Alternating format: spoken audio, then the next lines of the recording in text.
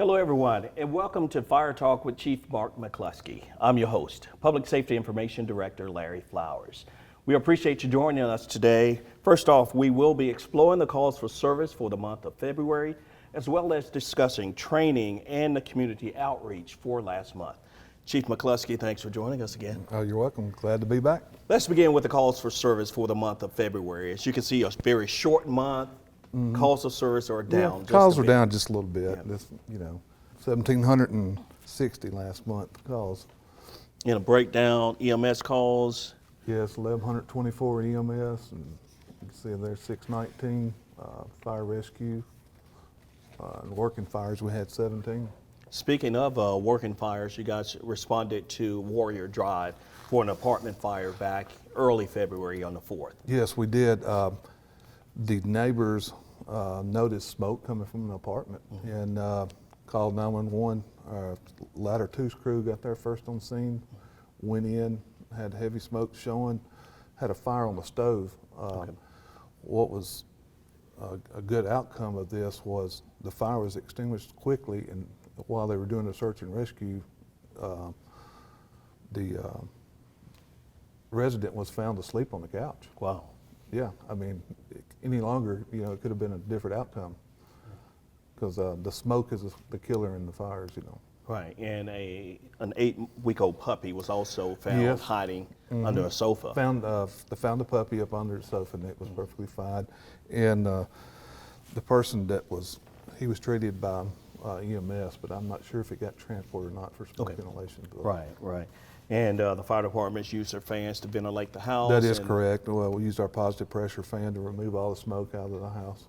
And speaking of unattended cooking fires, it's a good time to remind folks of what they should be doing and shouldn't doing when cooking. That is correct. I know we a month or two ago talked about this, but yeah, in the kitchen, you just never walk away from what you're cooking.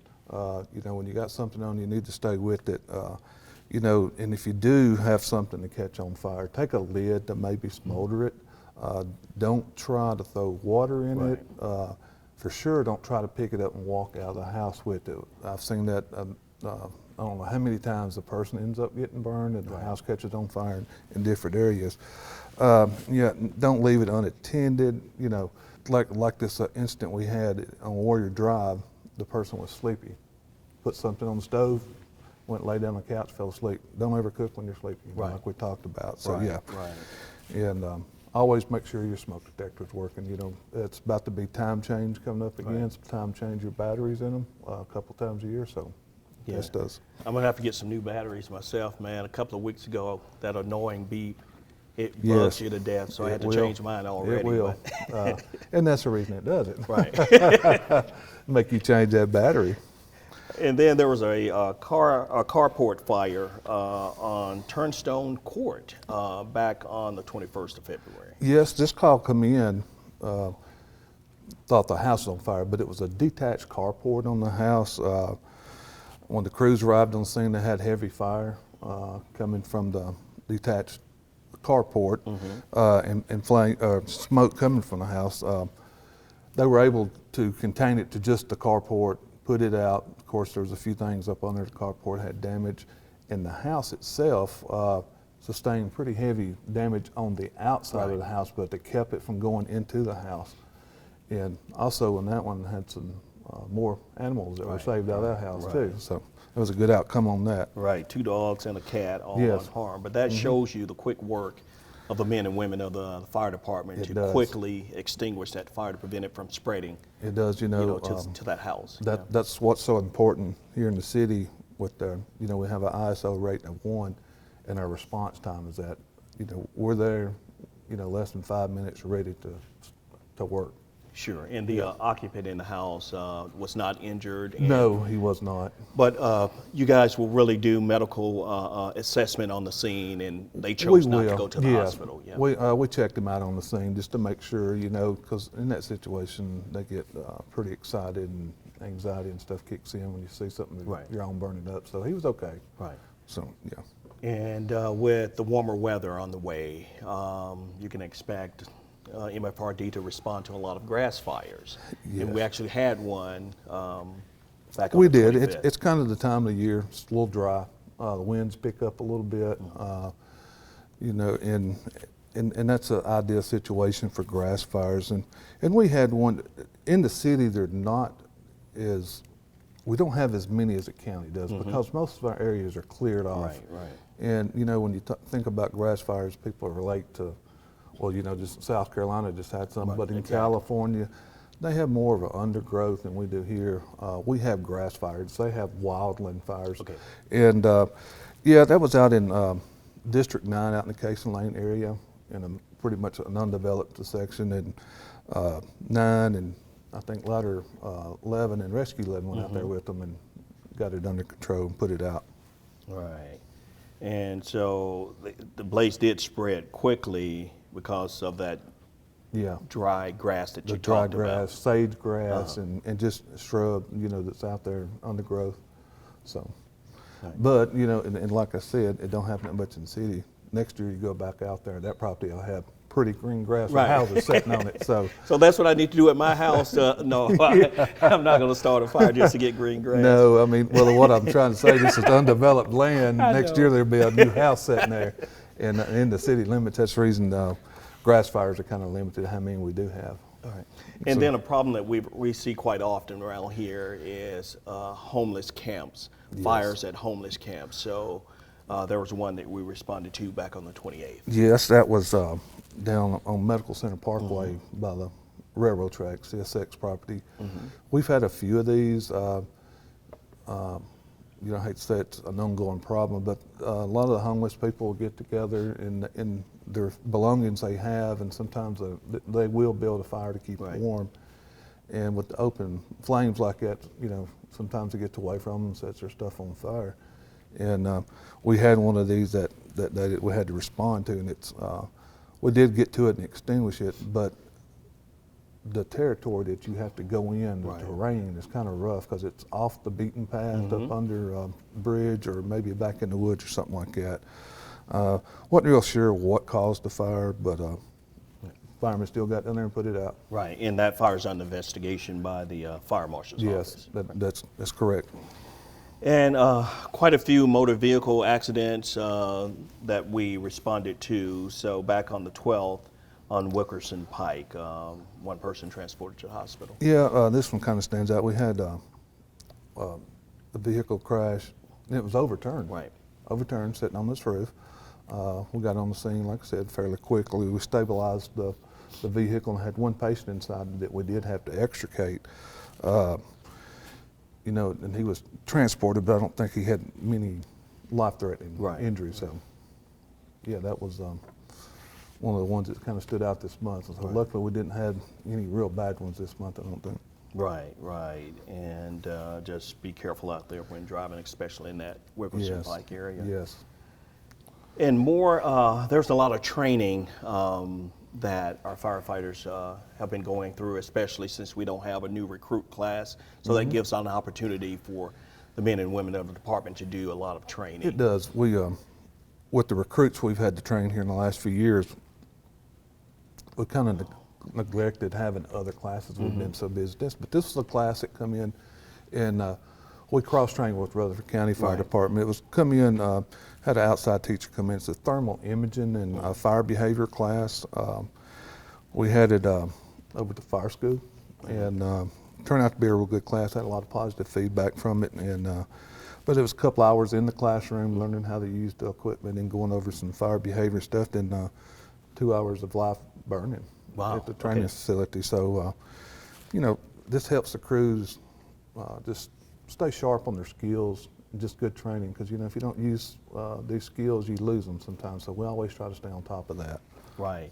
And some more training, vehicle extrication, and as we just saw on that last one, that's needed. So to keep the men and women abreast on extricating people out of vehicles, that training is definitely needed. Yes, that's something we train on quite often. It's one of your more likely situations to have, and one of the most dangerous, because if you're extricating, you're extricating someone that's normally in critical condition. So these types of training that we do pays off when we have the real call. Exactly. You know, getting in, removing doors, rolling dashes, cutting the roof off cars, you know, basically, you know, just whatever, the metal's around the patient by the crash, we get it off of them.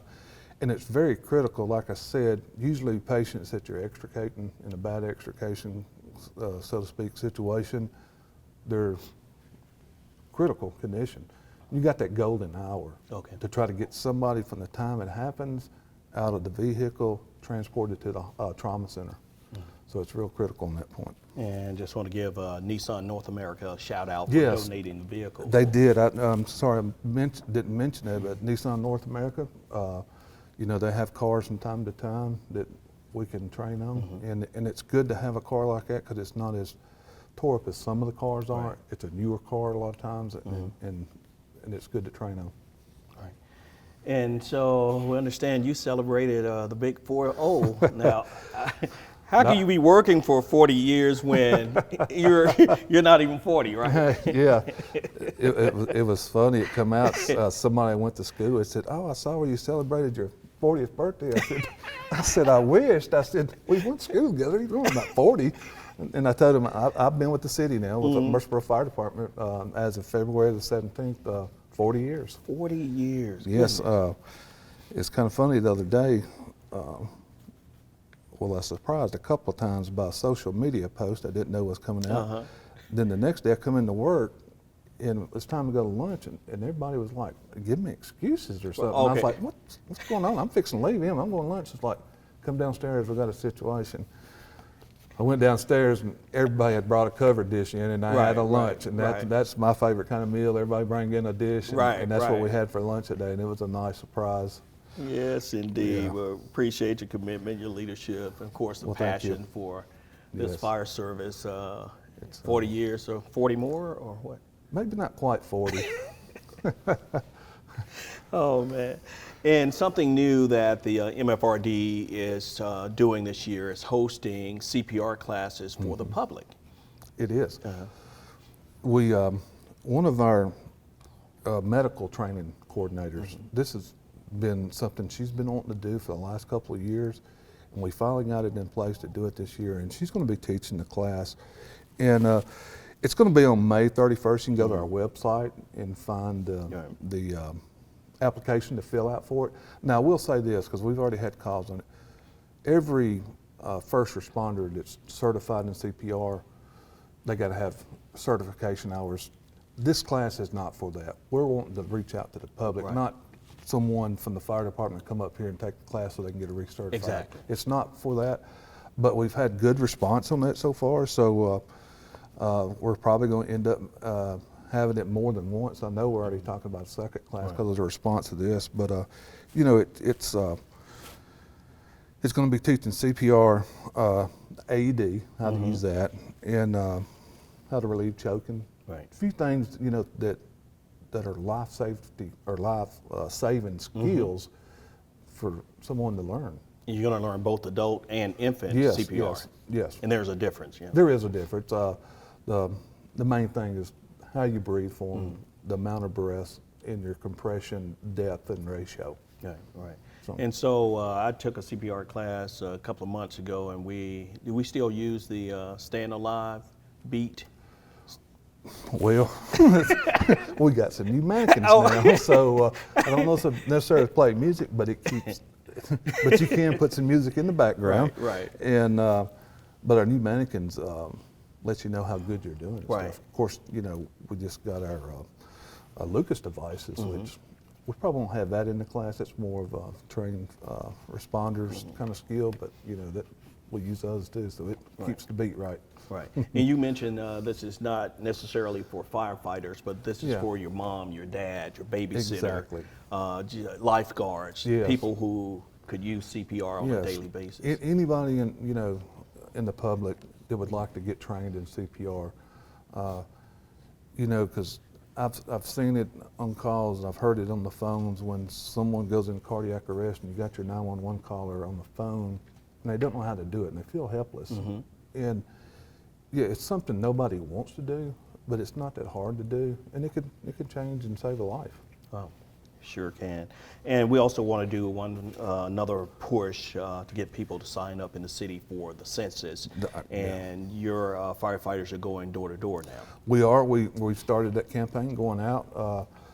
We started at, we've been doing it for a good week now, and we've had some good numbers by going out. I know one day we ended up getting about 800 people. The last count I heard was yesterday. They went out and got another 500. And that's still good numbers, but we have a long ways to go. Right. And we encourage people to go to the website and fill it out. You know, if we come by the house and you don't answer, we may leave a door hanger. It's very simple to do.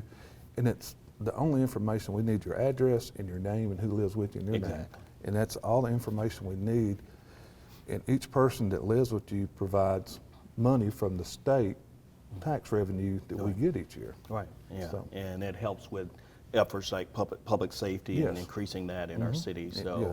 definitely be sure to sign up for the census. As you can see, that website is www.murfreesborocensus.com. And if you're watching the show, you can scan the QR code right there, and it'll take you right to the website. But Chief, thank you again. Yes, sir. Always enlightening. Yes. Kind of a slow month, but Right. you never know what the future holds. So, Exactly. We don't use the S word, though. We don't use the slow word, though, because it'll get busy. yeah, edit that out, please. Yeah, there you go. But thank you for watching this episode of Fire Talk with Chief Mark McCluskey. We hope that you found our discussions both enlightening and informative. You can also catch us for more engagement conversation on City TV, as well as the city and the fire department's social media platforms, and as well as the city's YouTube channel. I'm Larry Flowers on behalf of Chief Mark McCluskey and the entire Fire Talk team. Thank you for joining us, and we'll see you next time. Have a great day. Thank you.